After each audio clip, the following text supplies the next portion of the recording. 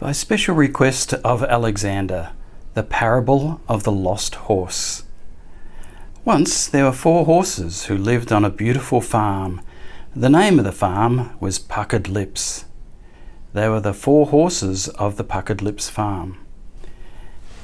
There on the farm also lived the Brown brothers and the White brothers. They liked to go for rides on their horses, and they were known as the 4 horsemen of the Puckered Lips farm. The names of the horses were: the brown horse was Pesty, because he was always covered in stinging gnats and flies.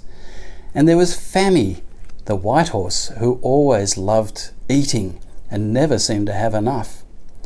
And then there was Haddie, who always hung around the gates of the stable, so much so that they called them Haddie's Gates.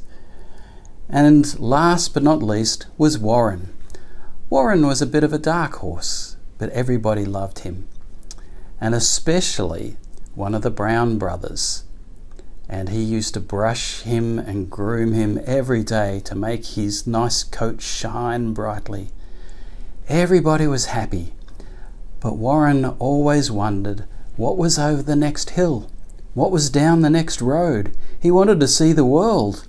He was happy where he was, but he really was a curious horse. So one day he saw his opportunity. Just next door was the River Styx, and there was a boatman. And so the Brown brothers and the White brothers went off to sea and to chat to the boatman.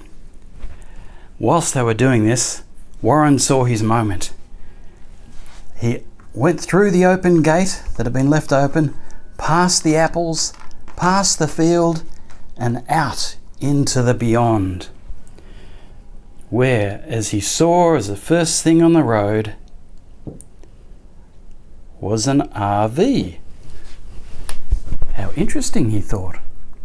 It seems to be driven by the Green sisters, and there's Ushies on the road, on the roof. I wonder where they're going, he thought. Perhaps like me, they're off to see the world. And so he kept going. In all his adventures, Warren saw very interesting things.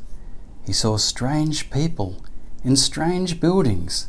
He wondered what they were like, but he couldn't understand their language. He saw strange animals, and his journey continued on. And as he went, he came across more strange people. Like him, they were animals, but it seemed that they could talk. There were the Crocodile brothers, Ali and Gator. There was the mayor of the town, Leo, and Hannah the hippo. And there was Anna, who took her bed with her everywhere because she could fall asleep almost at any time. Warren wondered about these wonderful people. He wanted to stop and say hello, but he wanted to see what was around the next bend, over the next hill, and so his journey continued. It wasn't long before Warren found himself in strange gardens and big plants everywhere. He wasn't sure where he was. He was beginning to wonder if he was lost, and the plants seemed to go on forever, as far as the eye could see. Eventually, Warren got stuck atop a giant gate. Where am I? How do I get down? I'm lost. And as he looked at the gate, it made him think of Haddie. And as he thought about Haddie, he began to miss all his wonderful family. Pesty and Fammy and Haddie. And the gate reminded him of the gates of Haddie back at the stable. Oh, how he wished he was there. What would become of him stuck atop this great gate? Meanwhile, back at Puckered Lips farm, the brothers had finished talking with the man on the River Styx. So they came back to see their horses and to play with them again. And there was Pesty, and there was Fammy, and there was Haddie, but where was Warren? The Brown brothers were horrified. The gate was open and Warren had gone. Where could he be? How far could he have gone? Wasn't he happy with us? They wondered what could be happening, and so they decided they would have to go on the road themselves. And so the White brothers stayed with the other horses, but the Brown brothers headed off. And out they went on the road. The first people they met on the road were the Green sisters, with the Ushies riding high on top of the RV. The Brown brothers called out and said, "Hey friends, have you seen a black horse? It is a black horse of the puckered lips." "Oh dear," said the Green sisters. "We haven't seen a horse with puckered lips. We would definitely remember a horse like that." "No," said the Brown brothers. "He's from Puckered Lips Farm. He's a black horse called Warren." "Oh," they said, "we've seen a black horse. He went that way," and they pointed down the road where they had come from. After many more journeys, they came to a very strange-looking palace, where they also asked about the black horse of the Puckered Lips Farm. Well, they weren't sure who Warren was, but they did know a black horse had passed their way, and so they pointed down the road. "Aha," thought the Brown brothers, "we're on the right path. Let's keep going." And so they did.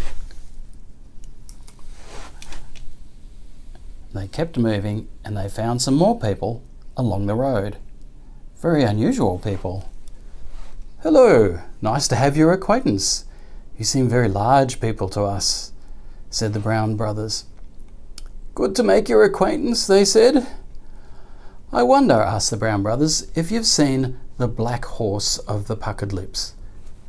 "No, we haven't seen a horse with puckered lips," they said. "No, no, no," said the Brown brothers. "He comes from Puckered Lips Farm." "Oh, you mean Warren. He passed by not so long ago.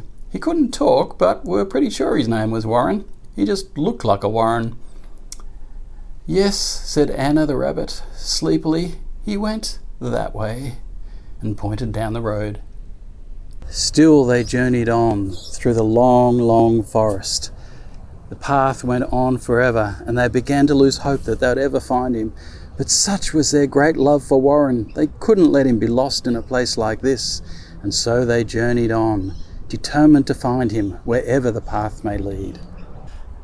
At last they found him, on a gigantic gate that seemed to be at the end of nowhere. They ran to greet him, brush in hand, ready to groom him and say hello and give him a big hug. How they had missed Warren. So glad to have him back. And Warren was amazed. He couldn't believe they'd travelled all this way just to find him. And now he really knew in his heart that he was loved very much. He was happy to go home. To find that he was loved so much was a bit of a revelation to him. At last they were all back together again. At last they could be called the 4 horsemen of the Puckered Lips Farm and the 4 horses of the Puckered Lips Farm, because that's where they belonged, all together in community. And we're reminded by Jesus that if any of us gets lost along the way, God will always find us, no matter how far we stray. The end.